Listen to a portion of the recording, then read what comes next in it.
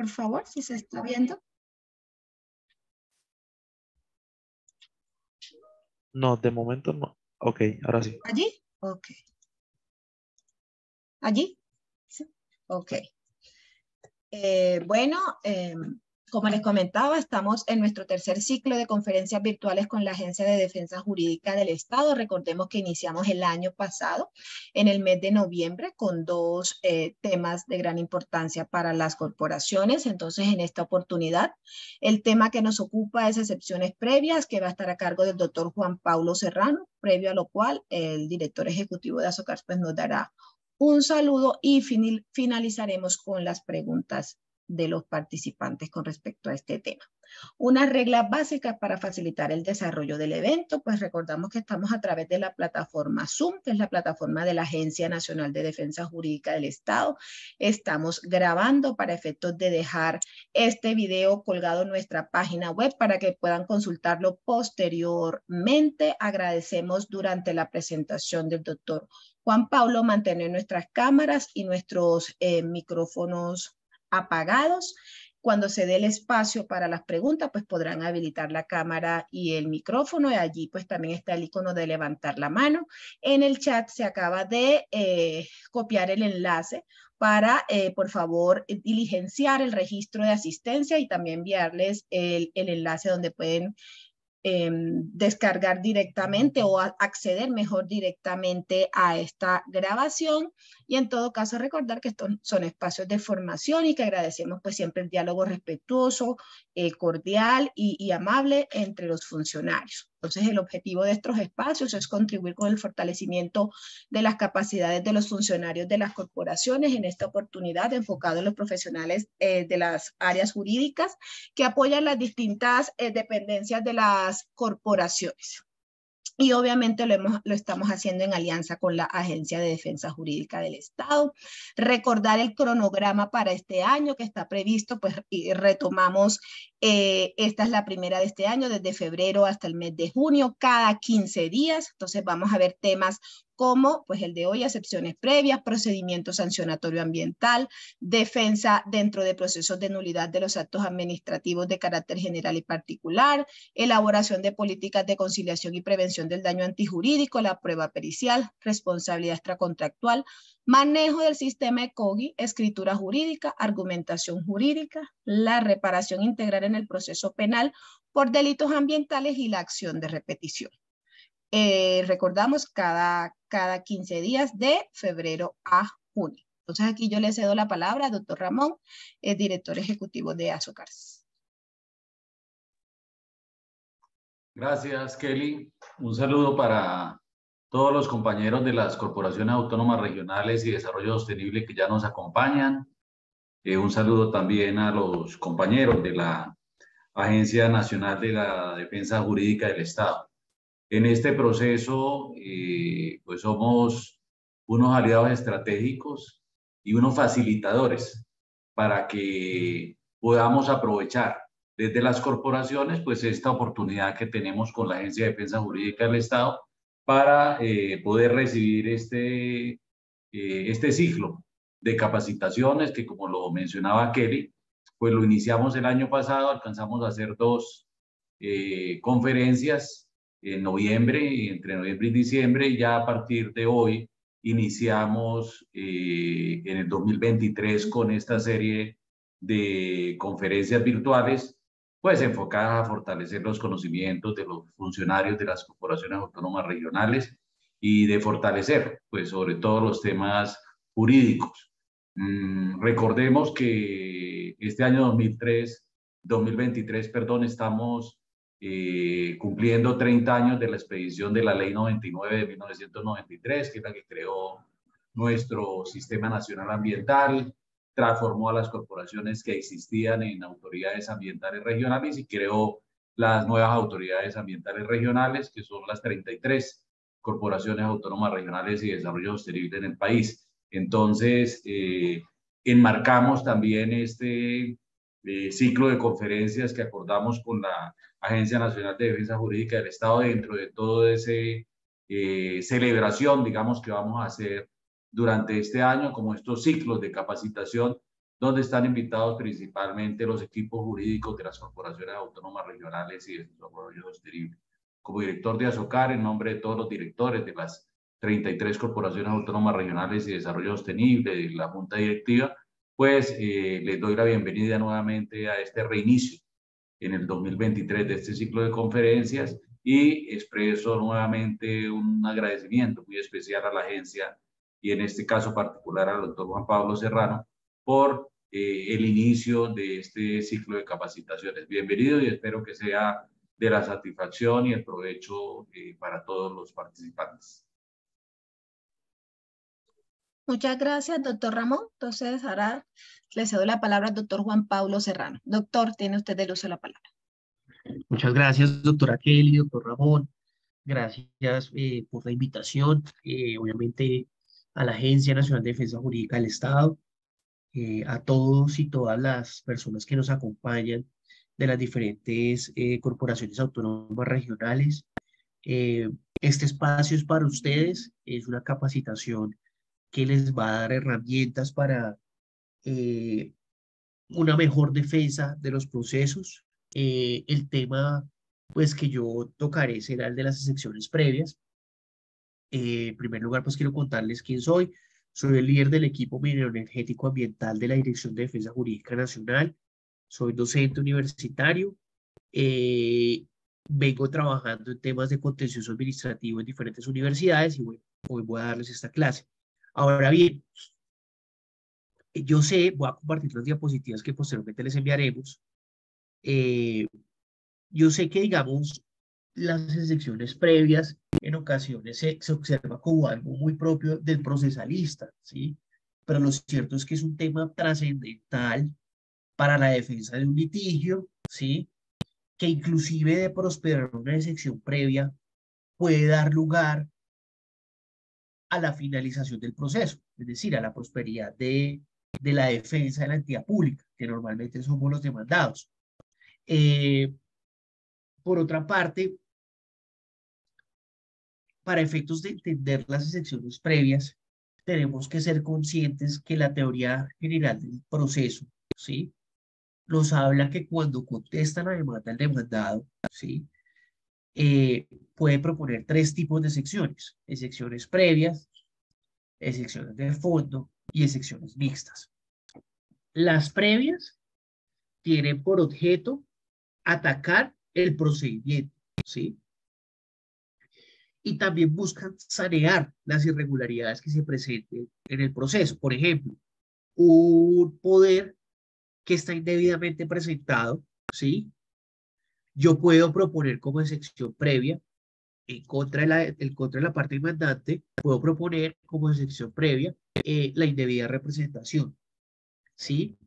Si ustedes se dan cuenta, esa excepción previa no está atacando la pretensión y el derecho, está atacando una formalidad del proceso.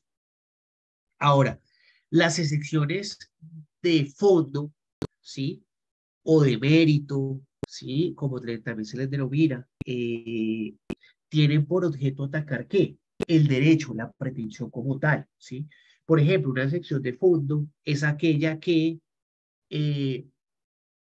ataca el derecho, digamos, si estamos en una responsabilidad extracontractual del Estado, yo puedo decir hecho del tercero, hecho de la víctima. Y estas son las excepciones de fondo de mérito, ¿sí? Porque si ustedes se dan cuenta, lo que está buscando es decir, yo no soy el responsable es un tercero, ¿sí? Entonces estoy atacando la pretensión principal del demandante. ¿Listo? Ahora, es importante tener en cuenta, ¿sí? Digamos que la excepción previa, a diferencia de las excepciones de fondo, son taxativas, es decir, son exclusivamente las que aparecen en el Código General del Proceso.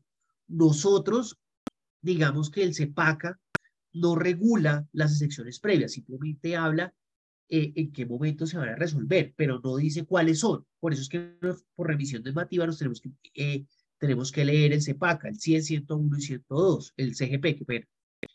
a diferencia de las excepciones de fondo o de mérito. Las excepciones de fondo o de mérito son cualesquiera a uno se le ocurra, ¿sí? No hay una taxatividad. Entonces, por ejemplo, si estamos en una nulidad de establecimiento del derecho y yo estoy defendiendo la Corporación Autónoma Regional de Antioquia, de Cundinamarca, y voy a contestar, ¿sí? Y me están pidiendo nulidad del acto administrativo por falta de competencia, ¿sí? Entonces yo puedo poner como una sección de mérito, existió competencia en la expedición del acto administrativo, ¿sí? Ahí yo estoy atacando la pretensión, el derecho que está reclamando el demandante, porque le estoy diciendo, realmente yo expedí el acto administrativo con competencia y por eso el acto administrativo es lícito, es legal, ¿sí? Entonces, como que la excepción de mérito de fondo, ¿sí? Lo que hace es definir el derecho, la sección previa ataca formalidades, ¿sí? La sección previa es taxativa porque son las que están enunciadas y que veremos más adelante en el CGP. Las de fondo son cualesquiera a ustedes se les ocurra, ¿sí? Ahora, es importante que nosotros tengamos en cuenta que hay un concepto que utiliza la doctrina, ¿sí? Y es que, digamos, es el concepto de sección, ¿sí? Mixta, ¿sí? Digamos que la mixta es aquella sección que, siendo de fondo, ojo acá, se resuelve como previa. Normalmente las secciones de fondo, ¿en dónde se resuelven? ¿En qué etapa procesal? En la sentencia, ¿sí? Si ustedes leen el artículo 193 que regula la sentencia en el CEPACA, dice que el juez se pronunciará sobre las excepciones propuestas. Pues obviamente acá estamos hablando de las de fondo. Entonces las excepciones de fondo se resuelven en la sentencia, las mixtas se resuelven a través de auto, las previas se resuelven a través de auto antes de la audiencia inicial o durante la audiencia inicial, ¿sí? Fíjense la diferencia. Ahora, ¿qué es lo que hace que una sección sea mixta? Una sección mixta se le denomina aquella que es una sección de fondo, ¿sí? Pero que se resuelve como previo, es decir, mediante auto. Por ejemplo, usualmente antes de la ley 2080, las secciones de caducidad, prescripción, conciliación, transacción, conciliación, se resolvían como excepción previa y eran excepciones de fondo, ¿sí? Pero se resolvían como previas en la audiencia inicial, ¿sí? Sin embargo, pues ya el concepto de previas, el concepto de mixtas cambia porque acuérdense ustedes que este tipo de secciones, la transacción, la conciliación, la prescripción, la caducidad, la falta de legitimación, ya no se resuelve como previa, sino se resuelve como sentencia anticipada, ¿sí? Pero es bueno que nosotros tengamos claro ese concepto. Ahora,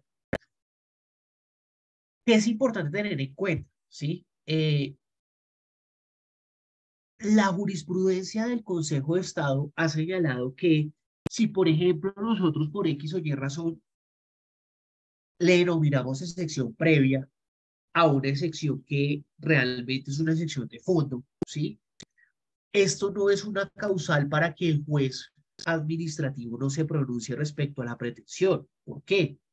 Porque, digamos, en virtud del principio del iura no vicuria, ¿sí?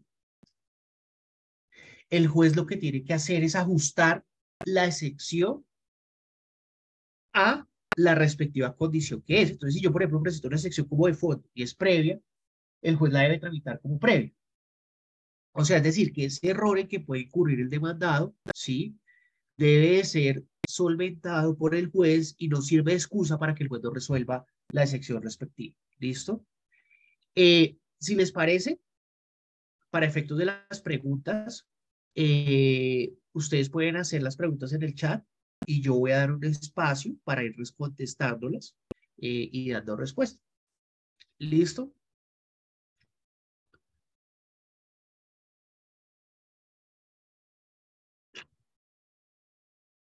Ahora, el artículo 100 me regula cuáles son las excepciones previas. Me dice, son la falta de jurisdicción o competencia, compromiso o cláusula compromisoria, inexistencia del demandante o del demandado, incapacidad o indebida representación del demandante o del demandado, ineptitud de la demanda por falta de los requisitos formales o por indebida acumulación de pretensiones, no haberse presentado prueba de la calidad con la que actúa el demandante o se cita al demandado, ¿sí? habérsele dado a la demanda el trámite de un proceso diferente, pleito pendiente, no comprender la demanda a todos los litisconsortes necesarios, no haberse ordenado la citación de otras personas que la ley dispone citar y haberse notificado el auto admisor de la demanda a persona distinta de la que fue demandada. Ahorita vamos a ver cada una de estas. Como les dije, las excepciones previas son taxativas y están reguladas en el artículo 100. Solamente estas son las excepciones previas, no hay más. ¿Claro está acá? Bueno, vamos a entrar a ver cada una de estas.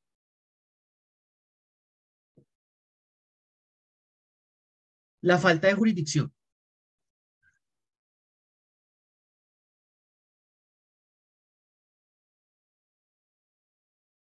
Apenas se cerró acá. La falta de jurisdicción o competencia, ¿cuándo se genera? Acuérdense ustedes que la jurisdicción, la falta de jurisdicción se presenta cuando una demanda se pone en conocimiento de una jurisdicción a la que no corresponde el proceso. La falta de competencia se presenta cuando el juez tiene jurisdicción, ¿sí? Pero carece de competencia, ya sea por el factor funcional, subjetivo, territorial, material o por conexidad. Entonces, por ejemplo, en primera instancia, quien debe conocer de las acciones de reparación directa cuando son superiores a 1000 salarios mínimos, la cuantía, es el tribunal, ¿sí? Pero está conociendo en primera instancia el juez. En ese caso hay una falta de competencia funcional, ¿sí? O un factor de competencia territorial, digamos, el acto administrativo se expidió en Antioquia y está conociendo el Tribunal Administrativo de Cundinamarca, ¿sí? La idea de las excepciones previas es no dar lugar a la terminación del proceso, sino tratar de sanear las irregularidades que se presentan, ¿sí?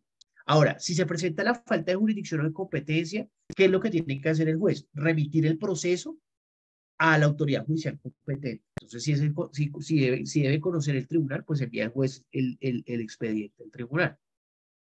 Ahora, la jurisdicción y la competencia por factores subjetivo y funcional son improrrogables, de acuerdo con el artículo 16 del Código Penal del Proceso. ¿Qué significa?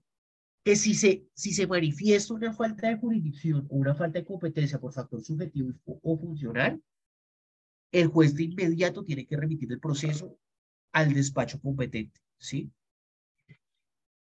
Es decir, que no hay lugar a un saneamiento, ¿sí? De la falta de competencia por factor funcional y subjetivo y de la falta de jurisdicción. Ahora, ¿qué dice la norma? El 16, el artículo 16 del CGP, dice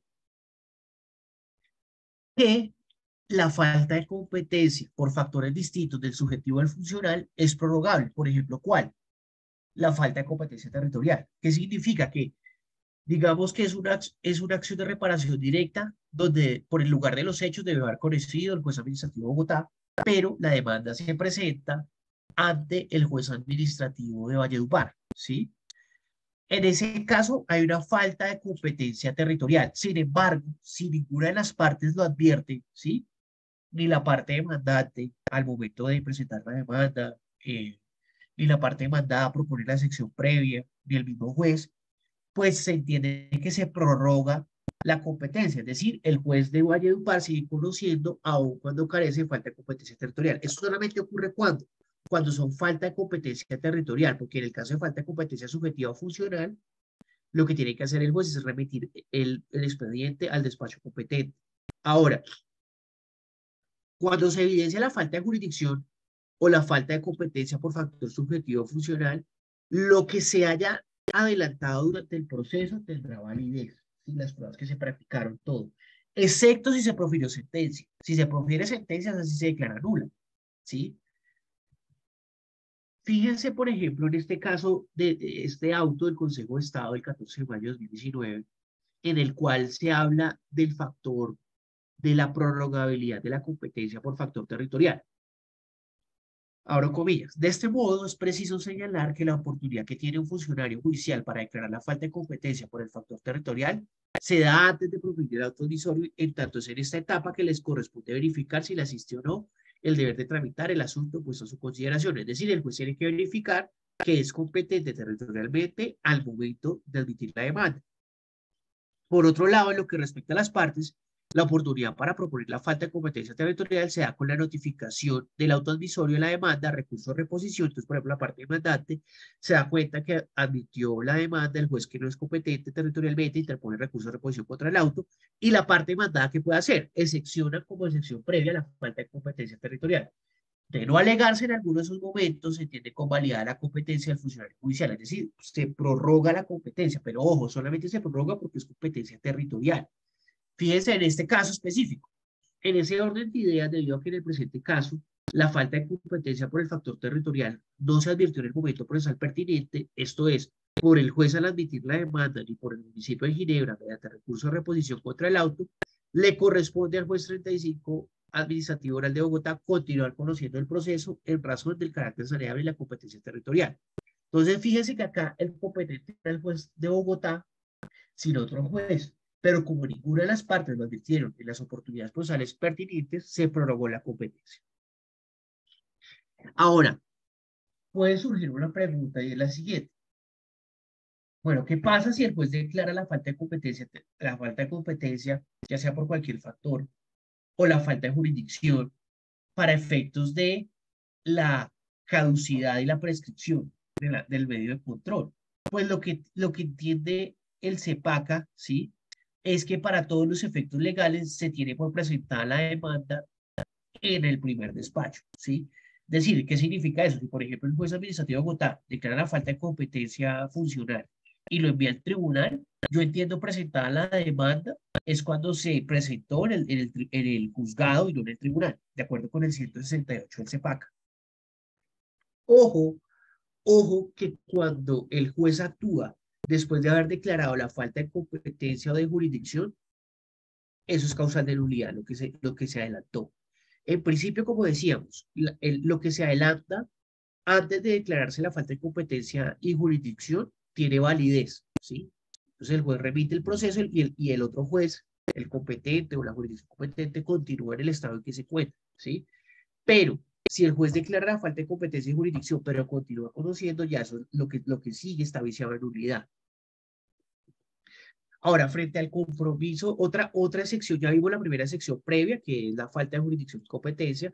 Ahorita vamos a entrar a ver otra sección previa, que es la de compromiso, cláusula compromisoria. Como ustedes saben, hay un negocio jurídico que es el negocio jurídico arbitral, el pacto arbitral, ¿sí? Que este es un negocio jurídico en virtud del cual las partes deciden someter un futuro litigio o un litigio que ya se presenta al conocimiento de la jurisdicción arbitral. Es decir, en nuestro caso, se toma la decisión de que no conoce la jurisdicción de lo contencioso administrativo, sino que en virtud de un acuerdo entre las partes, se lleva el conocimiento del proceso a la jurisdicción arbitral, es decir, a los jueces o árbitros, ¿sí? El pacto arbitral, ¿sí?, se puede generar por compromiso o cláusula compromisoria, ¿sí? Se da como compromiso cuando el litigio existe. Y digamos, por ejemplo, la CAR decide con la contraparte llevar el litigio a un tribunal de arbitramiento. Sí, ya existe el litigio. Ahora, cláusula compromisoria quiere decir que yo pacto una cláusula dentro de un contrato principal, ¿sí?, donde va a decir que todas las controversias que se generen con ocasión de este contrato serán de conocimiento de un tribunal de arbitramiento. ¿Sí? Por ejemplo, en los contratos de concesión vial, ¿sí?, usualmente esos contratos tienen una cláusula compromisoria que dice que cualquier litigio que se derive del incumplimiento del contrato será de conocimiento de la jurisdicción arbitral. Si ustedes se dan cuenta, la cláusula compromisoria está hablando de litigios que no han surgido, es decir, litigios futuros. El pacto arbitral, el compromiso sí se genera cuando ya existe el litigio. Ahora, si, digamos, yo presento la demanda, ¿sí?, y la parte contraria manifiesta la excepción de cláusula compromisoria a compromiso, lo que tiene que ocurrir es que el proceso se termina y se envía al tribunal competente, que se entrega la demanda y sus anexos, y obviamente la parte demandante tiene que volver a iniciar el proceso, pero esta vez en el tribunal. ¿Listo? Como les advertía, la cláusula compromisoria se pacta en el contrato principal, solo para el conocimiento de las controversias relacionadas con el contrato principal y litigios futuros. El compromiso es cuando el litigio existe, ¿sí? Y se genera el acuerdo para efectos de llevar ese litigio al conocimiento del tribunal de arbitramiento. Usualmente el compromiso es para litigios sobre controversias contractuales y extracontractuales. La cláusula compromisoria solamente, usualmente es para litigios contractuales derivados del contrato principal. Fíjense que está la posibilidad de renunciar de forma expresa o tácita al pacto. La forma tácita de renunciar al pacto arbitral, ¿cuál es? Por ejemplo, la norma me permite a mí, el artículo 90 del Código Penal del Proceso me permite a mí presentar la demanda, aun cuando hay pacto arbitral, ¿sí? Y el juez no me la debe rechazar, pues tiene que decir si la admite o no la admite, bueno, en fin. Una vez admitida, ¿sí? Y si la parte demandada no excepciona, ¿sí? Cláusula compromisoria, compromiso, se entiende que tanto la parte demandante al presentar la demanda como la parte demandada al no proponer la sección, se entiende que aceptan renunciar al pacto arbitral y continúa el juez administrativo conociendo.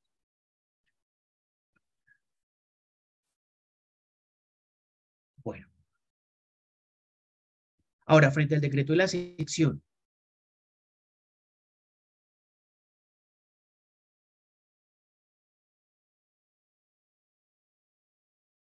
cuando se decreta la sección previa, ¿sí? De cláusula compromisoria compromiso, ¿sí?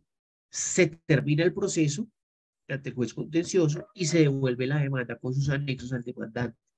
Y el demandante pues tendrá que presentar la demanda de sus anexos ¿a dónde? Ante la jurisdicción arbitral. Otra sección previa es la que denominamos inexistencia del demandante o el demandado. ¿Cuándo se presenta eso? Cuando no se cumple el requisito de capacidad para ser parte, ¿sí? Porque la persona no existe, ¿sí? Por ejemplo, la persona falleció, ¿sí? La persona jurídica ya se liquidó, ¿sí?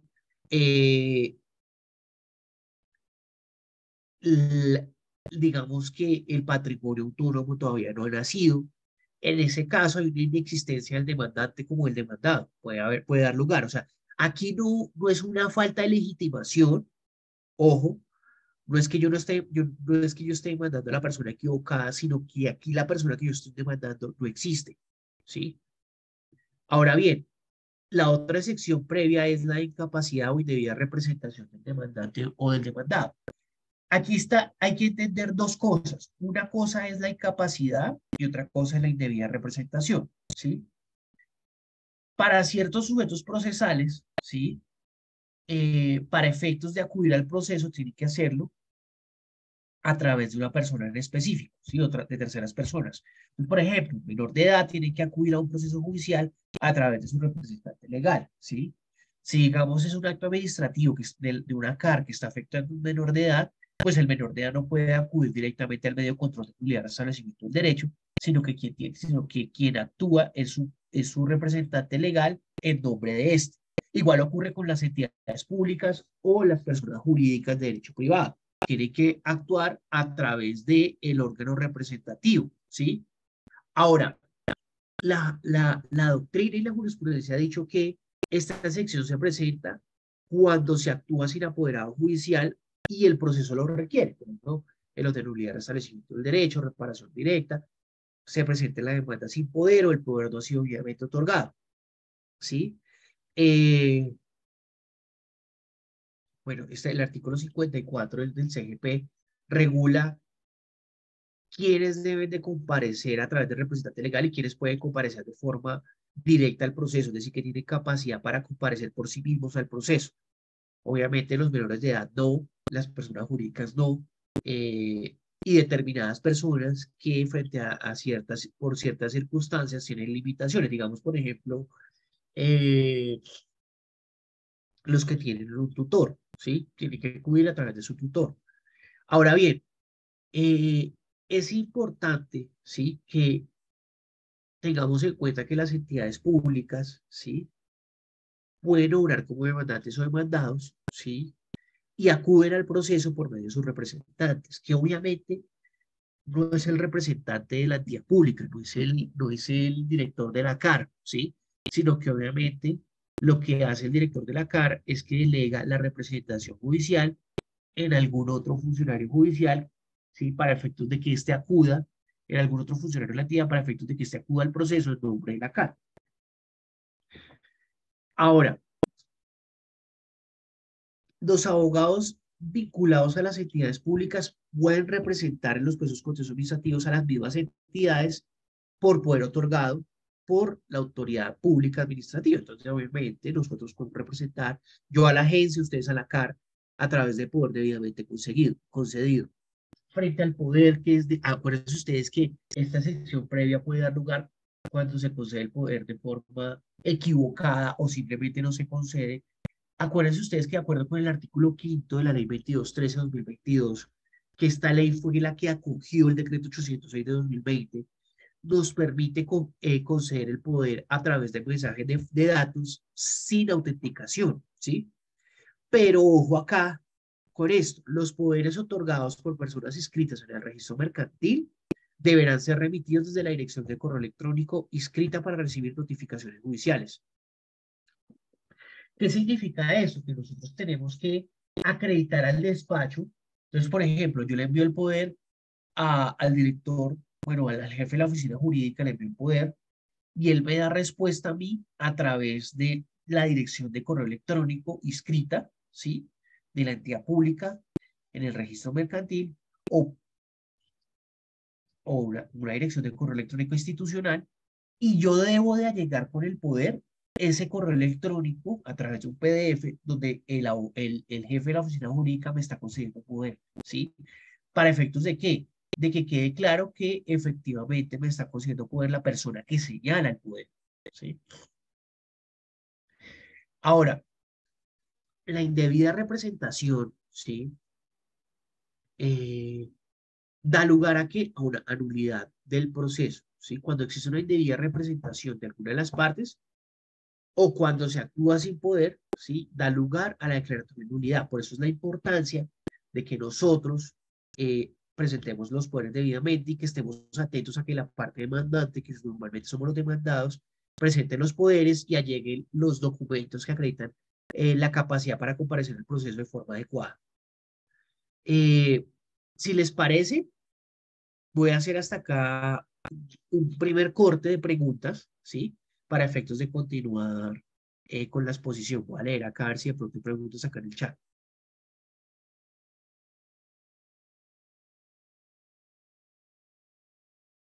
Bueno, acá pregunta Viviana que si nos pueden regalar la presentación. Claro que sí. ¿No hay alguien que de pronto quiera preguntar a través del chat?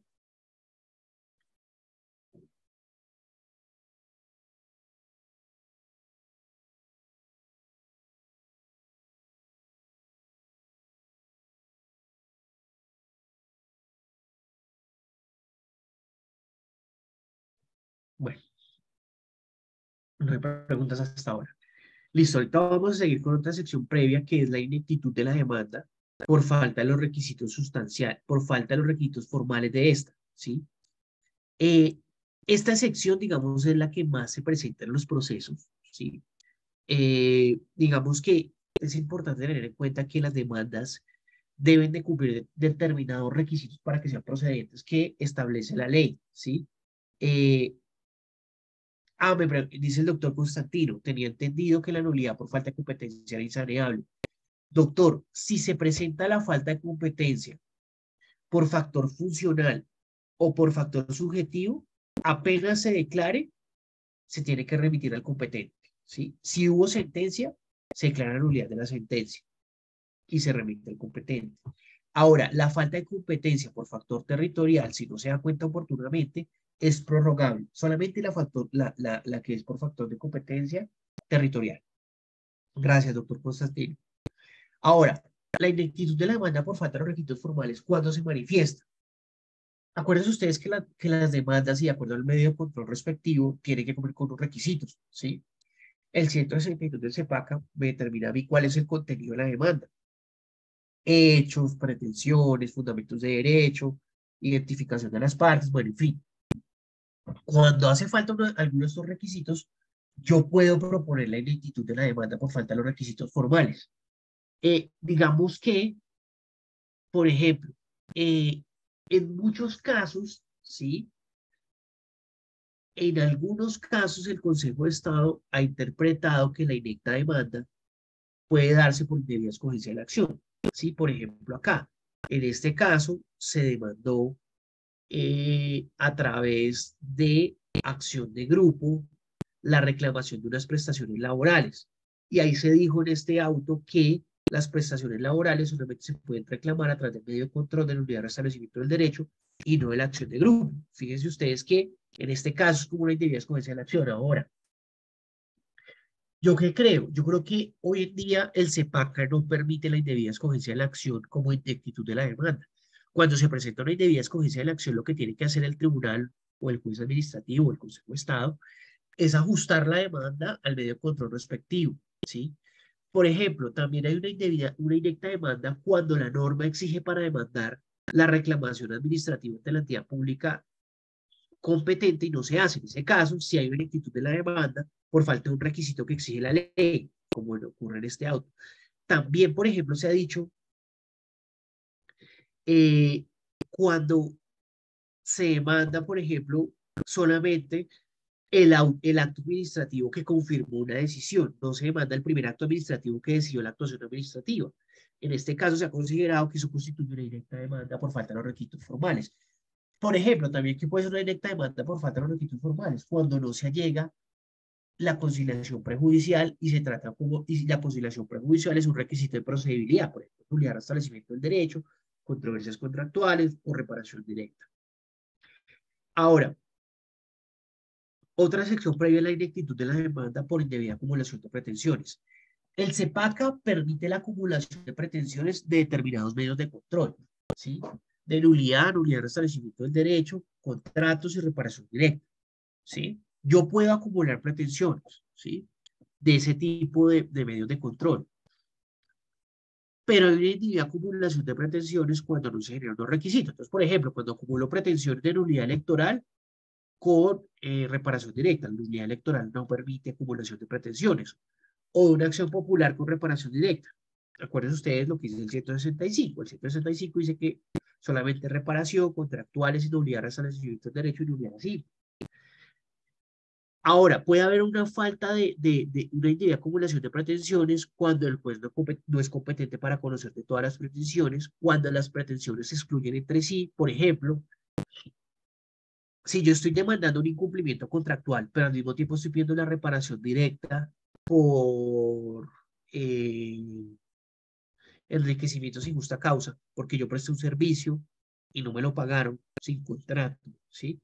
Pues ahí esas dos pretensiones son excluyentes, porque al fin o existe el contrato para hablar de incumplimiento o no existe para hablar de un enriquecimiento sin justa causa. En este caso se excluye. Lo que habría que hacer es que una se presente como principal y la otra como subsidiaria. Entonces, por ejemplo, el incumplimiento de primero, si usted considera que no hay contrato, entonces vámonos por el enriquecimiento sin justa causa. Que no haya operado la caducidad es un requisito para que se puedan acumular pretensiones, que no haya operado la caducidad de ninguna de las pretensiones y que todas puedan tramitarse por el mismo proceso. Fíjense que en este auto el Consejo de Estado precisa el tema de la acumulación de pretensiones, ¿sí? Para que la acumulación de pretensiones proceda, debe existir entre estas nexos, bien porque provengan de la misma causa, se refieren al mismo objeto o tengan relación de dependencias unas de otras o exista comunidad probatoria. Es decir, se valgan de los mismos hechos, se valgan de la misma comunidad probatoria, ¿para efectos de qué? De evitar fallos contradictorios y disminuir el número de procesos judiciales ante la jurisdicción de contencioso administrativo. Esa es una de las finalidades de la acumulación de pretensiones. Ahora, otra sección previa es la de no haberse presentado prueba de la calidad en la que actúa el demandante o el demandado cuando ello viene lugar, ¿sí? Digamos, por ejemplo, yo estoy diciendo que estoy actuando como hijo de la víctima, ¿sí? No reparación directa, y no allego el registro civil de nacimiento, ¿sí? No digo que soy el propietario de un inmueble, no allego el respectivo certificado de tradición y libertad, ¿sí? Digo que estoy actuando en nombre de una entidad pública, de una entidad privada, de una empresa privada, y no allego el certificado que existe en representación legal. Entonces puede ocurrir esta causal de excepción previa. Ahora, ¿qué va a ocurrir? Acuérdense ustedes que cuando se presentan las excepciones previas se da un traslado a la parte demandante de 3 días para efectos de que subsane. Pues obviamente en ese término lo que va a hacer el demandante es subsanar, ¿sí? A llegar la certificación, el registro civil de nacimiento, porque esa es la idea. Ahora, haberse dado a la demanda el trámite de un proceso diferente al que corresponda. No es, ¿sí?, en que hay una indebida escogencia de la acción. Realmente el demandante escogió la acción correcta, sino lo que pasa es que el juez le da el trámite que no establece la ley. Por ejemplo, es una nulidad simple y el juez le da un trámite de una acción popular, ¿sí? Hay una equivocación en el trámite que le dio el juez. No es que la parte demandante esté equivocada en la demanda, no. Es que el juez se equivocó en el trámite que se le va a dar al proceso. Y obviamente cuando se presenta, lo que tiene que hacer el juez es ajustar la demanda y el proceso al trámite establecido en la ley. Ahora viene otra sección que se llama de pleito pendiente, ¿sí? Que esta se presenta cuando se están adelantando dos procesos judiciales con identidad de pretensión, la misma pretensión, las partes y la causa, ¿sí? Y digamos que eso da lugar a la finalización de uno de los dos procesos, ¿sí? ¿Esto con el fin de qué? De adelantar dos procesos al mismo tiempo y sobre todo, ¿qué? Evitar dos decisiones sobre un mismo punto de derecho, ¿sí? La ley exige que haya otro proceso en curso, identidad de pretensiones, identidad de partes, identidad de causa y objeto, es decir, dos hechos. Que exista otro proceso en curso, es importante que los dos procesos estén cursando, porque si uno finalizó ya y hay identidad de partes, de causa y de pretensiones, pues ahí lo que hay es una cosa juzgada, ¿sí? Que es diferente. Y la cosa juzgada da sentencia anticipada. Aquí lo que estamos hablando es que los dos procesos estén adelantando al mismo tiempo. Que las pretensiones sean idénticas, es decir, que las dos pretensiones tengan por objeto el mismo derecho, que las partes sean las mismas, tanto parte demandante como parte demandada, que los procesos se fundamenten en los mismos hechos, ¿sí? Y así se da lugar a la sección previa de pleito pendiente. Ahora, es importante tener en cuenta algo.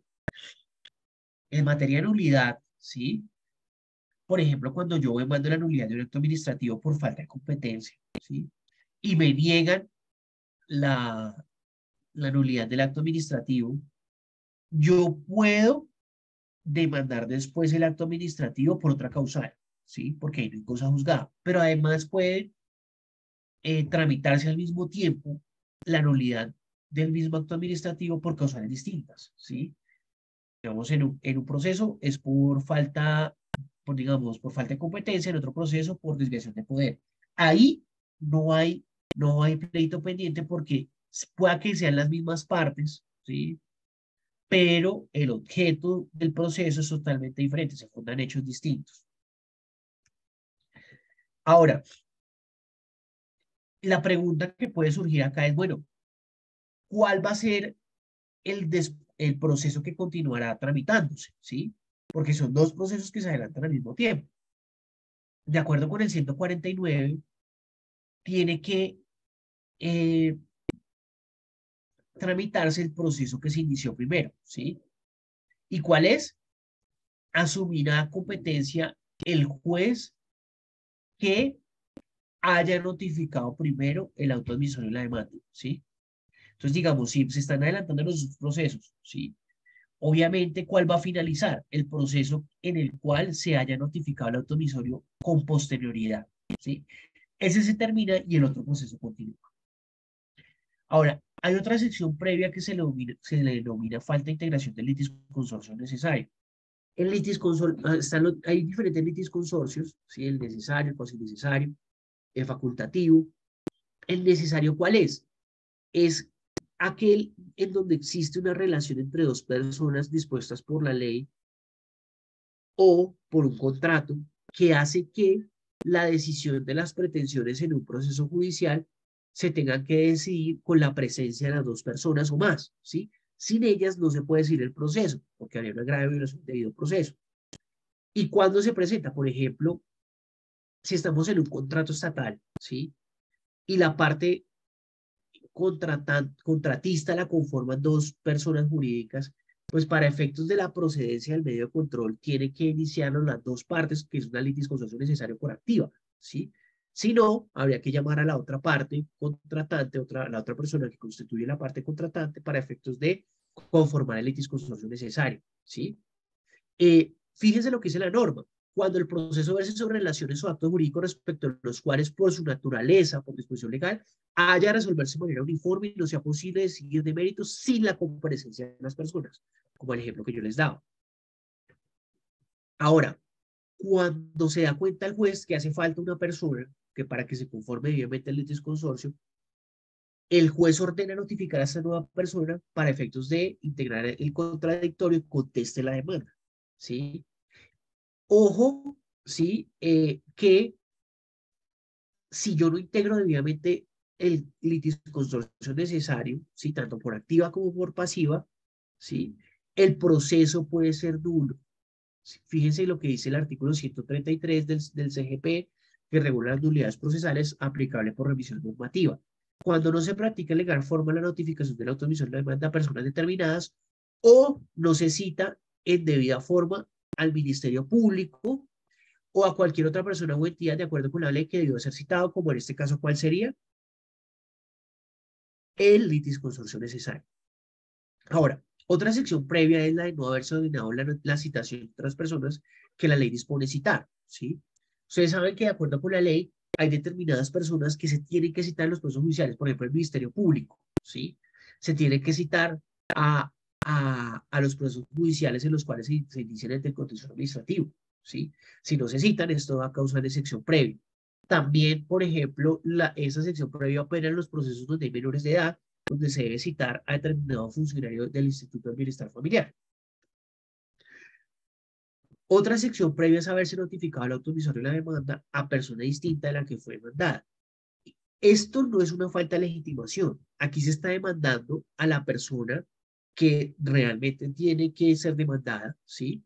Pero se notifica a otra. Entonces yo estoy demandando a Juan Pablo, ¿sí?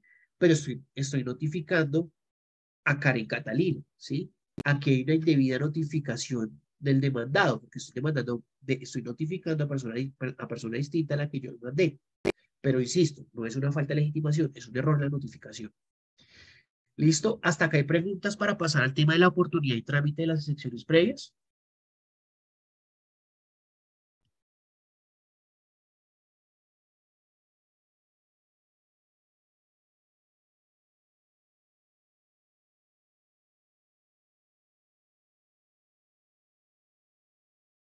¿Claro todo? Bueno, ahorita lo que vamos a ver es cuándo se pueden presentar excepciones previas, cuándo se resuelven y qué recursos se pueden interponer contra el auto que decide una sección previa. De acuerdo con el artículo 175 del CEPACA, la sección previa se tiene que formular al momento de contestarse la demanda en los términos de los artículos 100, 101 y 102 del Código Penal del Proceso. De acuerdo con el 101, tiene que ir en escrito separado. Entonces, yo voy a contestar mi demanda. Uno es el escrito de contestación de la demanda y otro, en un PDF aparte, yo puedo hacer el escrito de secciones previas. Yo creo que el hecho de que usted no lo presente en el mismo, que usted lo presente en el mismo escrito de la demanda, en las secciones previas, en el mismo escrito de contestación de la demanda, las secciones previas, pues esto no debe dar lugar a que no se las responda.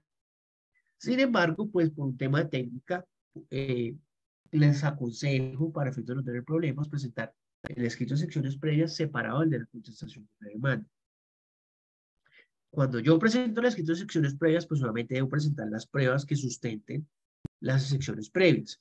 De las secciones previas, cuando se presentan, se han trasladado por el término de 3 días al demandante para efectos de que se pronuncie sobre estas. En esos 3 días, el demandante se pronuncia o puede subsanar. Si, por ejemplo, yo estoy diciendo que el poder estuvo indebidamente otorgado, pues el demandante va a subsanar eso, ¿sí? O puede decir, mire, no procede por tal y tal razón, ¿sí? Es importante que tengamos en cuenta que de acuerdo con el 201A, nosotros podemos hacer ese traslado. Ese traslado antes lo hacía la Secretaría, ahora nosotros lo podemos hacer, nosotros podemos enviar el correo electrónico al despacho y enviamos copia a la parte demandante de las secciones previas y decimos que lo hacemos en virtud del 201A y correrán los 2 primeros días de traslado y luego los 3 para que se pronuncie respecto a las excepciones previas.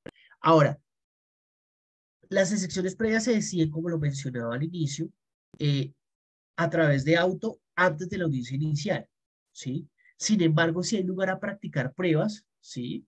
Se decidirá en la audiencia inicial, ¿sí? Porque se practican las pruebas en la audiencia inicial que se requieren para la decisión de las excepciones previas y se decide allí por parte del juez. Ahora, pregunta, ¿puede el juez decretar las excepciones previas de oficio? Pues de acuerdo con decretar excepciones previas de oficio o decretar pruebas para su configuración, el 101 del CGP dice lo siguiente: el juez tendrá que decretar pruebas de otra clase, salvo cuando se alegue la falta de competencia por el domicilio personal de la persona natural o por el lugar donde ocurren los hechos, o la falta de integración del litisconsorcio necesario, casos en los cuales se podrán practicar hasta 2 testimonios. Si ustedes leen la norma me está diciendo a mí que solamente el juez puede decretar pruebas cuando se trata de 2 tipos de secciones: la sección por falta de competencia territorial, ¿sí? Y la sección de falta de integración del litisconsorcio necesario. Esto me lo dice el 101 del CGP, es decir, que el juez no podría decretar pruebas sobre otro tipo de sección previa, ¿sí? Sin embargo, la jurisprudencia del Consejo de Estado ha dicho que sí, que el juez tiene facultades oficiosas para decretar pruebas y además tiene facultades oficiosas para decretar excepciones previas que no se hayan propuesto cuando el juez las evidencia acreditadas, ¿sí? Entonces, digamos que esta limitante de las pruebas en materia de secciones previas que trae el Código Penal del Proceso no aplicaría en materia de contencioso administrativo. Ahora, la pregunta que puede llegar a surgir acá es: ¿quién decide la sección previa? Por eso ustedes que cuando son tribunales o Consejo de Estado, es decir, corporaciones, los autos pueden ser de ponente o de sala, ¿sí? Entonces, la providencia que niega una sección previa, es decir, la que dice niéguese la sección previa, rechácese la sección previa, siempre es de ponente. En los tribunales y obviamente en los juzgados, pues siempre en los juzgados no hay problema porque es un juez unipersonal. La providencia que decreta la sección previa, pero no da lugar a la terminación del proceso. Por ejemplo, el juez dice, decrétese la extensión previa de indebida integración del litisconsorcio necesario y cítese a tal persona. Esa decreta la sección previa, ¿sí? Pero no pone fin al proceso, ¿sí? Y de acuerdo con el 125 del CEPACA, como no pone fin al proceso, eso es un auto de ponente. Ahora, si se decreta la sección previa, pero pone fin al proceso, en ese caso, el auto es de sala, porque pone fin al proceso de acuerdo con el 125. Por ejemplo, el juez decreta la excepción previa de cláusula compromisoria compromiso. Esa excepción previa da lugar a la terminación del proceso o la inexistencia del demandado o el demandante. Esa también puede dar lugar a la terminación del proceso y ese auto que sería un auto de sala. Ahora, ¿cuál es el recurso que puede interponer contra el auto que decide las excepciones previas? Depende, ¿sí? Si el auto que decreta la excepción previa pone fin al proceso, procede el recurso de apelación. Es apelable de acuerdo con el 243 del CEPACA. El que la niega, procede el recurso de reposición. El que la decreta, pero no pone fin al proceso, también procede reposición. El único que procede a apelación es cuando decreta la sección previa y pone fin al proceso. Creo que hasta aquí culminamos todo el tema de las excepciones previas. Cuáles son, cuándo se deciden. Tenemos la claridad de que una cosa son las secciones mixtas, otras son las secciones de fondo y otra cosa son las previas. Y espero que les sea de mucha utilidad. No sé si alguien tenga alguna pregunta en el chat o quiera alzar su mano para preguntar algo en específico.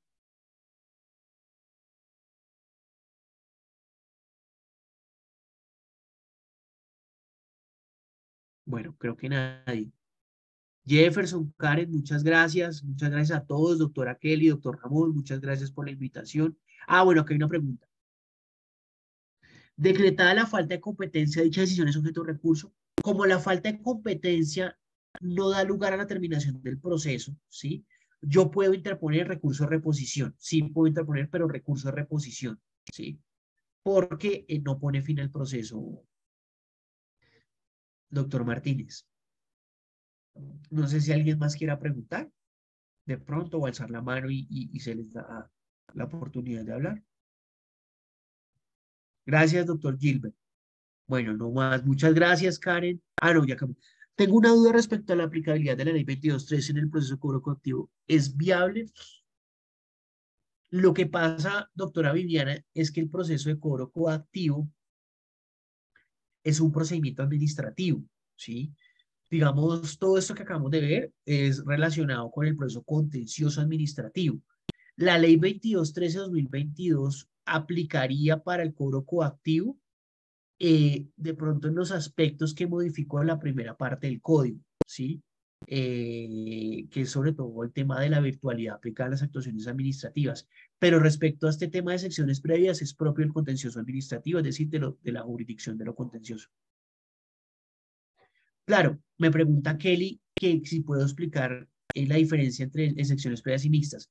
Las previas son las que acabamos de ver, son taxativas, ¿sí? Son las 10 que acabamos de ver. Las mixtas son aquellas que antes, porque eso ya, ese concepto pues existe en la teoría, pero no en la práctica del contencioso, son aquellas que siendo de fondo, porque atacan la pretensión, por ejemplo, la caducidad ataca la pretensión, la prescripción ataca la pretensión, ataca el derecho, ¿sí? Yo la resuelvo como previas. Eso pasaba antes de la ley 2080, ¿sí? Por ejemplo, en materia de caducidad, prescripción y todo este tema se resolvían como secciones previas en la audiencia inicial. Ya no. Ya hoy ese concepto de mixtas que se resuelven como previas pues no existe porque esas mixtas hoy se resuelven a través de ¿qué? De la sentencia anticipada, no como auto, ¿sí? Las de fondo, que son las otras, sí se deciden en la sentencia, doctora Kelly. Ahora, quiero detenerme un poco, tengo una duda respecto a la ley 2213.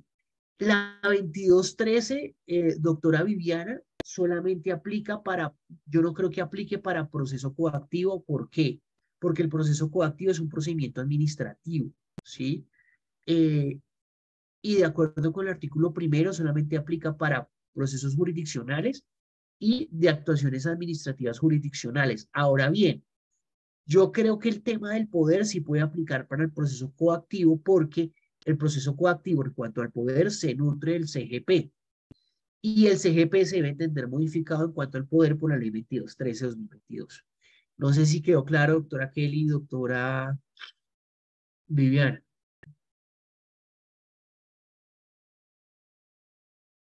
Listo, ya. Bueno, muchísimas gracias. Creo que les van a enviar las diapositivas. Nuevamente le agradezco a Jefferson, a Karen, que estuvieron ahí detrás de todo el escenario. Gracias al doctor Ramón y a todo el equipo, a la doctora Kelly, a todo el equipo de la CAR. Ah, bueno, que hay una última pregunta.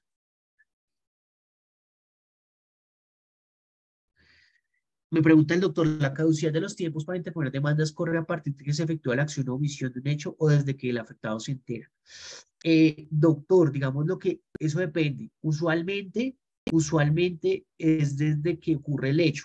Sin embargo, si la persona no se da cuenta o no puede interponer medio de control por X o Y razón, será a partir de cuando se dé cuenta o cuando puede interponer medio del control, de acuerdo con la jurisprudencia.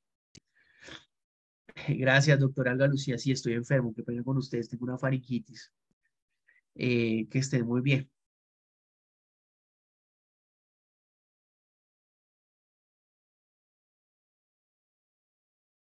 Muchas gracias, doctor José.